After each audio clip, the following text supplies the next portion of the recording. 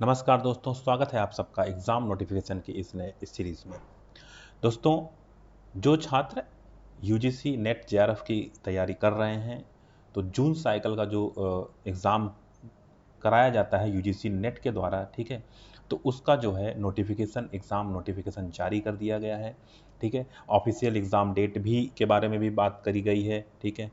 Form का link भी आज एक्टिवेट कर दिया जाएगा, ठीक। तो सारी चीज़ों के बारे में हम लोग डिटेल से चर्चा करते हैं इस वीडियो के अंदर। तो चलिए जानते हैं कि यूजीसी नेट जेआरएफ जून 2023 से जुड़ी हुई कुछ इंपॉर्टेंट डेट्स के बारे में, कब से फॉर्म शुरू होगा, कब तक आप फॉर्म भर सकते हैं, फॉर्म भरने की लास्ट डेट क्या होगी, कैसे एग्ज़ाम होगा और बाकी सारी चीज़ों के बारे में, क्या एलिजिबिलिटी है, एलिजिबिलिटी क्राइटेरिया और बाकी चीज़ों के बारे में।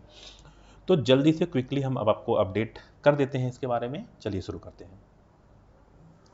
तो यूजीसी एनटीए जो कराती है, नेशनल टेस्टिंग एजेंसी, एनटीए जो एग्ज़ाम कराती है, जो यूजीसी नेट का, ठीक है, जेआरएफ और नेट जेआरएफ जून 2023 का जो नोटिफिकेशन है वो जारी कर दिया गया है, ठीक।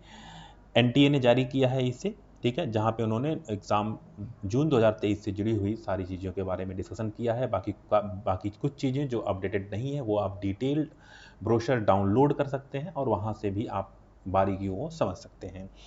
तो जो लोग यूजीसी नेट जेआरएफ की तैयारी कर रहे हैं वो इस फॉर्म को अप्लाई कर सकते हैं। 10 मई मतलब कि आज से ही फॉर्म स्टार्ट हो चुका है और 21 मई 2023 तक आप फॉर्म को भर सकते हैं।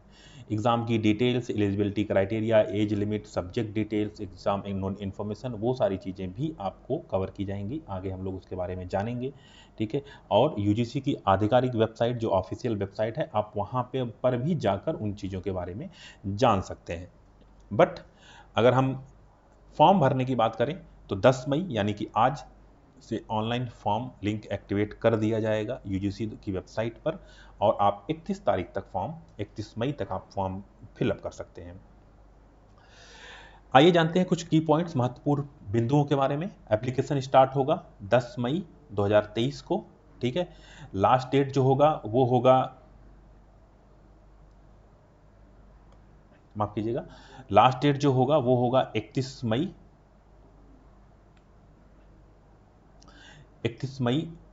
5 बजे तक शाम को आप फॉर्म भर सकते हैं।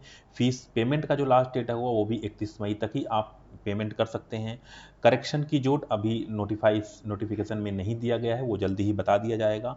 ऑनलाइन एग्ज़ाम का डेट है वो 13 से लेकर के 22 जून तक ये एग्ज़ाम कंडक्ट कराया जाएगा। अलग अलग सेंटरों पर, अलग अलग राज्यों में अलग अलग एग्ज़ाम सेंटर्स पे अलग अलग सब्जेक्ट्स के अलग अलग एग्ज़ाम डेट होंगे। और एग्ज़ाम से पहले आपको एडमिट कार्ड भी जारी कर दिया जाएगा। रिजल्ट डेट, जाहिर सी बात है, एग्ज़ाम होने के बाद भी आपको ये नोटिफिकेशन मिलेगा कि कब रिजल्ट जारी कर दिया जाएगा। तो मतलब कि आज 10 मई, ठीक है, 10 मई को आप ऑनलाइन फॉर्म का लिंक जो है वो आपको एक्टिवेट कर दिया जाएगा। तो जो लोग इच्छुक हैं इसको प्लीज़ फॉर्म आज ही भरना, जैसे ही लिंक एक्टिवेट होता है आप फॉर्म फिलअप कर दीजिए। हम आपको ऐसा इसलिए कह रहे हैं कि अगर आप जल्दी से फॉर्म फिलअप नहीं करते हैं तो हो सकता है आपको आपके शहर का नज़दीकी सेंटर, एग्ज़ाम सेंटर ना मिल करके कहीं दूर आपको एग्ज़ाम देने के लिए जाना पड़े। उस परिस्थितियों में वित्तीय रूप से, इसके अलावा आपको जो ट्रैवल वगैरह करना पड़ेगा वो एक अलग से बर्डन आपके ऊपर आ जाएगा। तो प्लीज़ एप्लीकेशन फॉर्म 10 तारीख को जाकर आप, 10 तारीख से स्टार्ट हो जाएगा लिंक, तो 10 मई को आप फॉर्म भर सकते हैं। तो प्लीज़ जाके फॉर्म आप जल्दी से जल्दी फिलअप कर दीजिए। एप्लीकेशन फ़ीस की बात करें तो जनरल के लिए ये 1100 रुपये फ़ीस रखा गया है, ईडब्ल्यूएस और ओबीसी के लिए 550 रुपये, वहीं पे एससी एसटी और पीएच कैटेगरी वालों के लिए 275 रुपये का फ़ीस रखा गया है। फ़ीस को आप कैसे पेमेंट करेंगे? फ़ीस को आप ऑनलाइन माध्यम के through debit card, credit card या नेट बैंकिंग या ई चालान के द्वारा आप फीस का पेमेंट कर सकते हैं, ठीक है। तो ये रही एप्लीकेशन फ़ीस के बारे में। 1100 रुपये जनरल, ईडब्ल्यूएस ओबीसी 550 रुपये, एससी एसटी के लिए 275 रुपये की फ़ीस का प्रावधान रखा गया है, ठीक। एलिजिबिलिटी की अगर बात करें तो जो भी रिलेटेड सब्जेक्ट में आपके पास मास्टर डिग्री होनी चाहिए, ठीक है।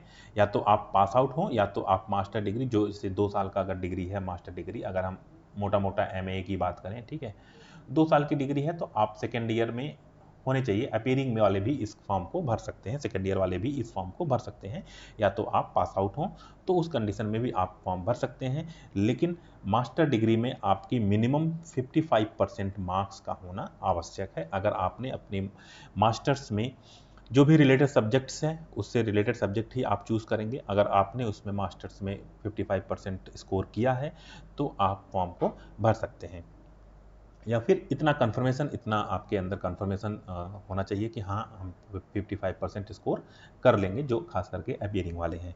ठीक है। एज लिमिट की अगर बात करें इस बार, तो जेआरएफ की जो है एज लिमिट वो है 31 ईयर। 31 ईयर तक अगर आपकी एज लिमिट है तो आप इस जेआरएफ के लिए एप्लीकेबल हैं। वहीं नेट असिस्टेंट प्रोफेसर के लिए कोई भी एज लिमिट नहीं दी गई है।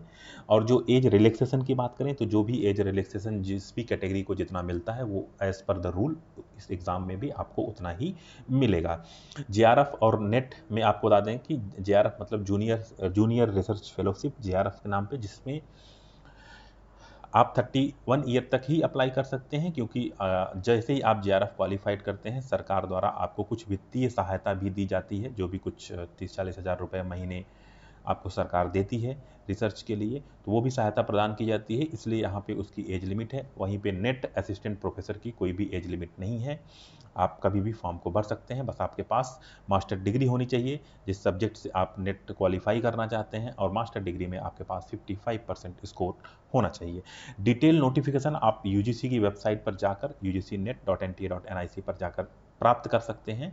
और प्लीज़ इस वेबसाइट पर जाइए, शाम के 4-5 बजे तक लिंक एक्टिवेट कर दिया जाएगा जहाँ तक मुझे लगता है, और उसके बाद आप फॉर्म को फिलअप कर दीजिए। चैनल को लाइक और सब्सक्राइब भी कर दीजिए प्लीज़, और कमेंट करके बताइए अगर आपको कोई और इन्फॉर्मेशन चाहिए तो देर मत करिए, बिल्कुल जैसे ही लिंक एक्टिवेट होता है आप तुरंत फॉर्म को भर दीजिए, अदरवाइज़ आपका नज़दीकी सेंटर एग्ज़ाम सेंटर आपसे छूट जाएगा।